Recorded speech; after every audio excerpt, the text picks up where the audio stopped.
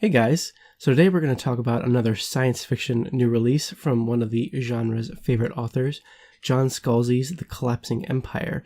This is the first in a series called The Interdependency, which will seemingly follow a collection of human habitats and planets under that same name, all linked to one another across the universe by a thing called the Flow, which may change soon for the first time in ever, at least majorly, to the detriment of all those living within it.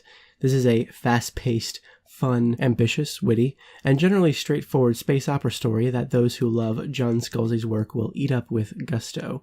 We begin immediately with a scene that'll win most SF readers, I assume, an act of space mutiny and our introduction to space piracy in this universe that's ultimately overshadowed in intensity by an occurrence made as terrifying to the reader as it is to the characters, as our understanding of what's happening becomes more and more clear. There's some sort of shift in the flow, a seemingly stable, extra-dimensional anomaly in space-time that allows for what we thought only faster-than-light travel could accomplish, that comes close to cutting off the ship from the interdependency, which is a fate that amounts to the quick and lonely death of all those aboard, separated in who knows how many light years from the rest of human civilization, whose population now is a multitude of billions.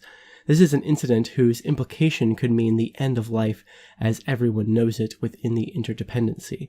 At the heart of this interstellar civilization is the hub, to which all flow streams connect to, and at the heart of the hub is the empirical family that's governed the system for many, many years, and at the heart of that is the newly appointed Emperox, a young woman named Cardinia, whose father, the previous Emperox, has just passed away. Cardinia's older brother had actually been meant for the throne originally, until his untimely death years earlier, and now the crown has come to Cardinia herself, whom really feels she has no idea what she's doing in that role. All she knows is that she wants things to change for the better, to help all those who are now her people, and to learn what she must to accomplish these things. Meanwhile, on a planet called End, literally the end point of the flow, a political rebellion has heated things up for all those on that planet.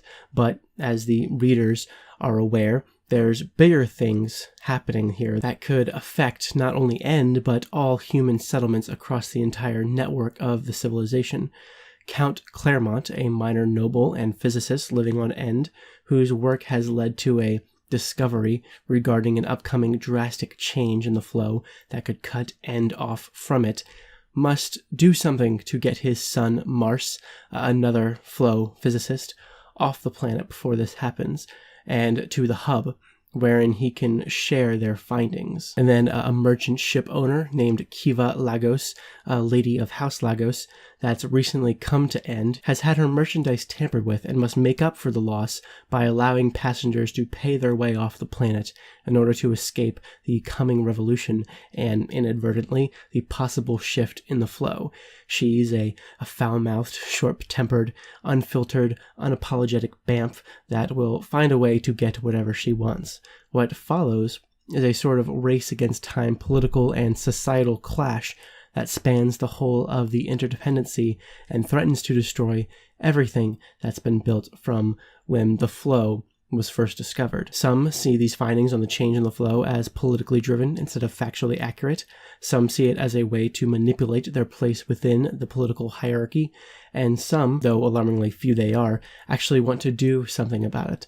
The interdependency was created so that all systems must rely on one another, with different families and houses holding monopolies and influences over specific systems, so that everyone must work together to keep things running. It's either all for one or none for all in this scenario, and with the possibility of all being cut off from one another, there's much to be decided in order to secure humanity's survival into the future. There's actually a whole lot going on here conceptually, though Scalzi uses a fairly simplified and quickly paced plot to get it all across efficiently.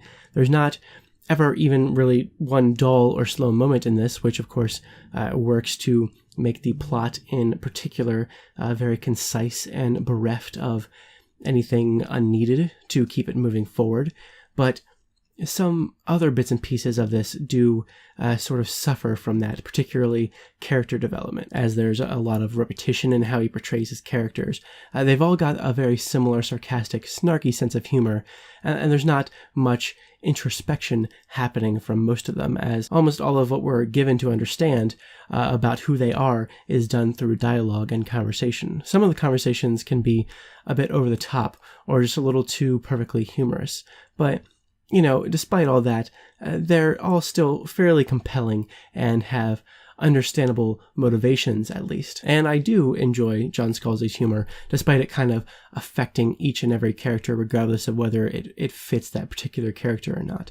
I enjoy how he weaved all of their stories together, and it's always great to see two perspectives come together and meet each other and play off one another in order to move the plot forward. There's also a really well-written antagonist character on the planet End that, as you come to know more and more about him, the more dynamic he becomes, which can't be said for every character, and is the kind of thing I'd love to see explored further with the rest of the cast going forward in the series. This was also a lot more political than I realized it would be, which was a lot of fun and will be a big plus for a lot of people, I think.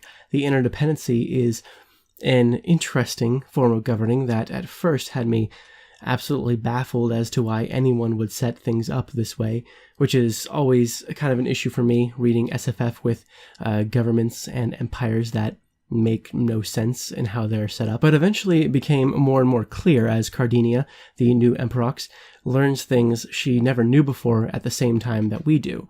We're kind of learning how the system works and how it was built and why, while simultaneously witnessing it collapse in on itself, which makes it all the more compelling and intense. There's a lot of intensity to this story that's well balanced with humor, a lot of negative happenings well balanced with an optimistic outlook. I found myself rooting for the characters, especially Cardinia, and for the whole of the interdependency, despite all of the backstabbing and the manipulation happening at every level politically. This is just the start of something obviously much bigger. Honestly, this goes by almost too quickly, and I would have loved to have spent a little more time exploring the science behind certain concepts, the themes that he introduces, the characters, the worlds, and the habitats, the history of it all, etc. Things are just kind of glossed over and explained at the bare minimum at times. There's a point in the prologue during which he just kind of info dumps a couple paragraphs about the flow and then hardly addresses the science behind it afterward. There's a certain lack of taking anything in the story beyond its surface level. It all feels like a very quick precursor to a grander story that I think will need all the extra bits this one left out, and that I'm confident John Scalzi could produce given time to do so. I mean, we all know he's already locked in to get more of these out, so hopefully we see them progress in the way that they're told just as much as the story that's being told. Overall, I enjoyed the experience of reading this and got through it with ease and enthusiasm. It's a whole lot of fun despite any problems, and I highly recommend it to all those looking for an SF story like that. I think it'd be a great first foray into science fiction, as a lot of John Scalzi's work is.